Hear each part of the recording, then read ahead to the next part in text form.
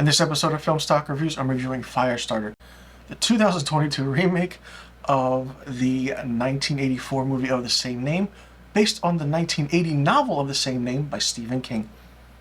I don't even know where to begin with this remake. It just doesn't make sense. It's all over the place. It's a slow build. It's really slow going.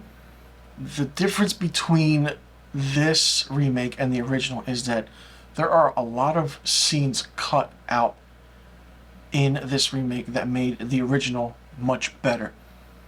This movie is an hour and 34 minutes, while the original is an hour and 54 minutes. The characters that are in this are very different. We more so get the character of Charlie as she is in school, that we see that she's bullied, we know when she gets her powers. But in this version, she doesn't know how to control her powers.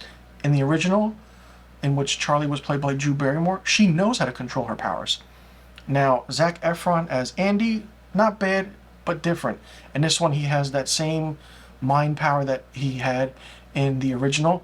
And not only that, but in the original, the father's nose bled. In this one, his eyes bleed. Now, the thing I didn't like in this was the character of John Rainbird.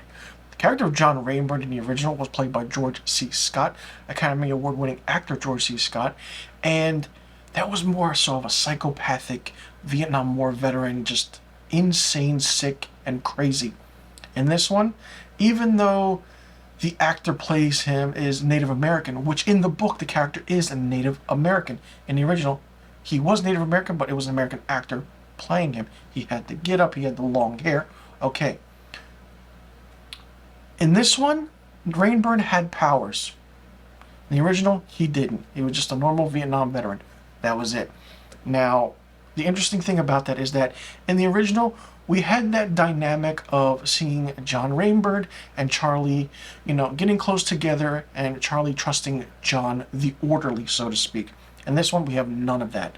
We don't have the farm scene in this one where she just uses her powers like she did in the original. In the original, she uses her powers against the agents from the shop, and she just blows everything up. The climactic ending from the original is not in this remake at all. If those scenes were in this remake, I feel like this movie would have been 100 times better, or if not on par with the original. It just was all over the place. It was really a slow build. We have more dynamic with the mother in this. The mother is more so front and center. There's no flashback scenes like in the original version. This one was more so, present, and then all of a sudden we find out what happens to the mother. John Rainbird was wasted in a way as a character, as a villain.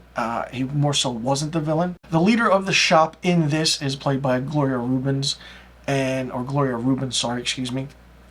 feel like it was different. Martin Sheen played the leader of the shop in the original, which was great because you have an actor like Martin Sheen, an actor like George C. Scott in one movie.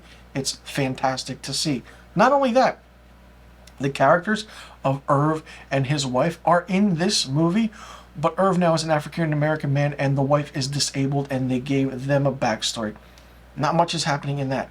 But in the original, Art Carney played Irv and Louise Fletcher played the wife, but she wasn't disabled in that. So a lot of differences and similarities. Now, the interesting thing about this remake, and I do want to say, is that the music is by John Carpenter and his son Cody Carpenter, along with Daniel Davis. Now, if you didn't know, here's a fun fact and a little movie fun fact. John Carpenter was originally slated to direct the original Firestarter with Drew Barrymore, but Universal backed out because of the box office numbers for The Thing. They didn't see it as a big hit, so he left the project. So what happens? You get John Carpenter back to do the music for this. There is a reminiscent and chord of when you hear the Halloween music. You all of a sudden you're like, okay, you hear that John Carpenter-esque feeling in it, which was good. Nothing was horror about this at all. It was more so science fiction. The ending where she uses her powers was very much different than how she did it in the original. If you took the character of Charlie that Drew Barrymore plays from that movie and the character of Charlie in this one, which is played by Ryan Kiera Armstrong, the one that Drew Barrymore plays is 100 to not a million times stronger, and it absolutely shows. I mean, the character of Kurtwood Smith who you know from RoboCop, who played Clarence Bodiger and that 70s show, was only in it for a cameo appearance. I felt like he was wasted. He could have been that one doctor that was in there. We don't get these scenes in this remake where the shop is, using her and experimenting of how she starts these fires. Those scenes are totally thrown out the window. But in the original, we have those scenes. Now, did I like it? No, I didn't. It was very slow. It didn't make any sense. The emotional aspect of this character not knowing what to do and how to do certain things was very much different than what the character did in the original.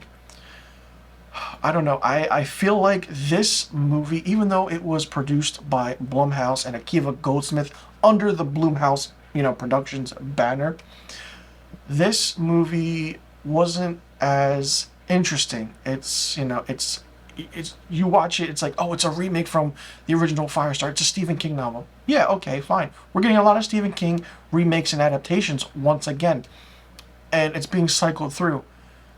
The novel was good. The original was good, but this remake fell flat where it could have been much better if they didn't take out certain scenes. With the original, we go right into it.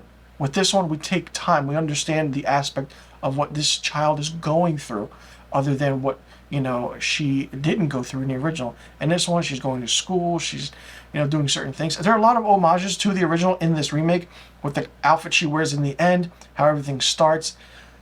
The liar liar pants on fire part in this was just cringe, and it didn't make sense. John Rayburn's character was a waste. If he was the character that it was like in the original, it would have been fun. And I do want to say there is a lot of continuity errors in this movie. There is a scene where the character of Irv is coming out and he's talking with the police officers. He doesn't have something on his head. He doesn't have a hat on. The next scene, he has a hat on. The next scene after that, he's not there in the scene at all.